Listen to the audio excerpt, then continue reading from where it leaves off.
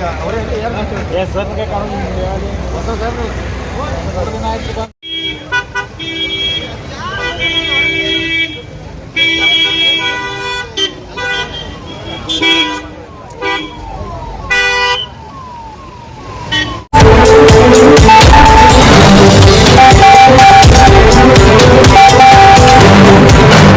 News में आप सभी दर्शकों का स्वागत है। मैं आपके साथ रजाक इनामदार।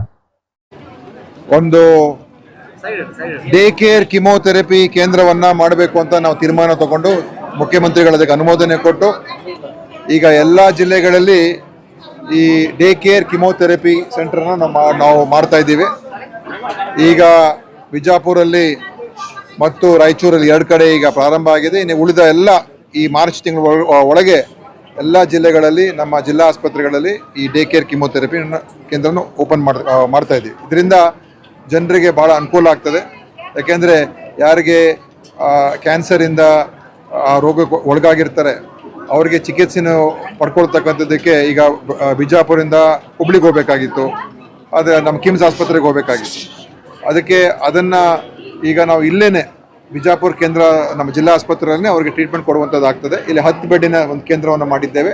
ಅದ್ರ ಜೊತೆಯಲ್ಲಿ ಈ ಮ್ಯಾಮೋಗ್ರಾಮ್ ಅಂತ ಏನು ಹೇಳ್ತೀವಿ, ಅಂದರೆ ಈ ಸ್ತನ ಕ್ಯಾನ್ಸರ್, ಬ್ರೆಸ್ಟ್ ಕ್ಯಾನ್ಸರನ್ನು ಪತ್ತೆ ಹಚ್ಚುವುದಕ್ಕೆ ಅದಕ್ಕೊಂದು ಎಕ್ವಿಪ್ಮೆಂಟ್ ಇದೆ.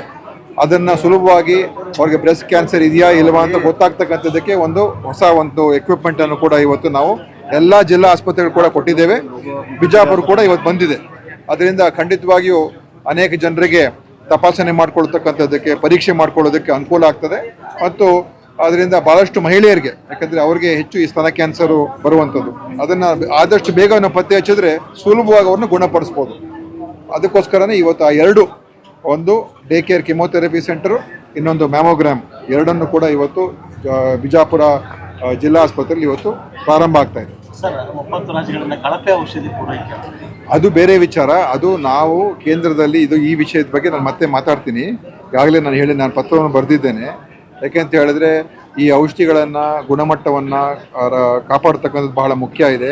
ಕೇಂದ್ರ ಸಚಿವರು ಕೂಡ ಅವರ ಗಮನ ಸೆಳೆದಿದ್ದೇನೆ. ಮತ್ತೊಮ್ಮೆ ನಾನು ಅವರ ಗಮನ ಸೆಳೀತಾ ಇದ್ದೀನಿ. ರಾಷ್ಟ್ರ ಮಟ್ಟದ ಇದರ ಬಗ್ಗೆ ತಯಾರಿಕ ಮಾಡ್ತಕ್ಕಂಥ ಕಂಪನಿಗಳಿದೆ, ಅವ್ರ ಮೇಲೆ ಹೆಚ್ಚು ನಿಯಂತ್ರಣ ಆಗಬೇಕು ಮತ್ತು ಕ್ವಾಲಿಟಿ ಬಗ್ಗೆ ಹೆಚ್ಚು ನಾವು ಗಮನ ಕೊಡಬೇಕು ಮತ್ತು ಆ ಗುಣಮಟ್ಟದ ಬಗ್ಗೆ ಹೆಚ್ಚು ಗಮನ ನಾವು ಕೊಡಬೇಕು. ಅದಕ್ಕೋಸ್ಕರನೇ ಇದು ನಾವು ಭಾಳ ಗಂಭೀರವಾಗಿ ಪರಿಗಣಿಸಬೇಕು ಅಂತ ಹೇಳಿ ನಾನು ಕೇಂದ್ರ ಸಚಿವರಿಗೆ ಪತ್ರ ಬರೆದಿದ್ದೇನೆ. ಈಗ 108 ವ್ಯವಸ್ಥೆನ ಒಂದು ಅಮೂಲಾಗ್ರವಾಗಿ ಬದಲಾವಣೆ ಮಾಡ್ತಾ ಇದ್ದೀವಿ. ಬರುವ ಆಯುರ್ವೇದದಲ್ಲಿ ಅದು ಬರ್ತಾ ಇದೆ. ಅದು ನಂತರ ಅದನ್ನು ಒಂದು ದೊಡ್ಡ ಬದಲಾವಣೆ 108 ವ್ಯವಸ್ಥೆಯಲ್ಲಿ ನಾವು ತೊಗೊಂಡ್ಬರ್ತಾ ಇದ್ದೀವಿ. ತಡ ಅಂತ ಹೇಳಿದ್ರೆ ಇದು ಹಳೆ ಈಗಿರುವಂಥ ಯಾರು ಏಜೆನ್ಸಿ ಅವ್ರದ್ದು ಈಗ ಕೊನೆಯ ಹಂತಕ್ಕೆ ಬಂದಿದ್ದಾರೆ.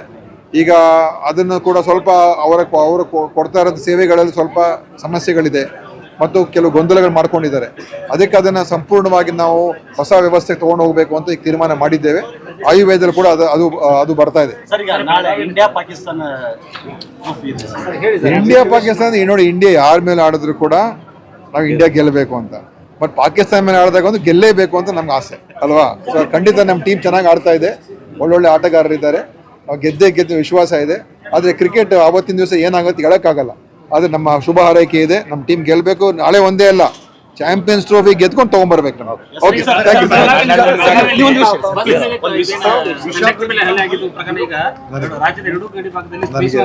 ನನಗೆ ಪೂರ್ತಿ ಮಾಹಿತಿ ಗೊತ್ತಿಲ್ಲ, ತಿಳ್ಕೊಂಡೆ. ಬಿಜಾಪುರಕ್ಕೆ ಮೆಡಿಕಲ್ ಕಾಲೇಜ್ ಬರಬೇಕು ಅಂತ ಹೇಳಿ ಅನೇಕ ಸಚಿವರು ಕೂಡ ಪ್ರಯತ್ನ ಪಟ್ಟರು. ಬಿಜಾಪುರ ಕೇಳಿದ್ದಾರೆ, ಬಾಗಲಕೋಟೆ ಕೇಳಿದ್ದಾರೆ, ಈ ಥರ ಎಲ್ಲ ಇದೆ. ಅದು ಅಂತಿಮವಾಗಿ ಜಿಲ್ಲೆಗೆ ಆಗುತ್ತೆ ಎಲ್ಲಾಗಬೇಕು ಅಂತ ಅದು ಮುಖ್ಯಮಂತ್ರಿ ತೀರ್ಮಾನ ಮಾಡ್ತಾರೆ. ಮತ್ತು ನೋಡೋಣ, ಎಲ್ಲ ಪ್ರಬಲ ಸಚಿವರುಗಳೆಲ್ಲ ನೋಡೋಣ. ಇಲ್ಲ ಆ ಥರ ನಿಶ್ಚಿತವಾಗಿ ಇಂಡಿಯನ್ ಟೀಮ್ ಗೆದ್ದೇ ಗೆಲ್ತದೆ.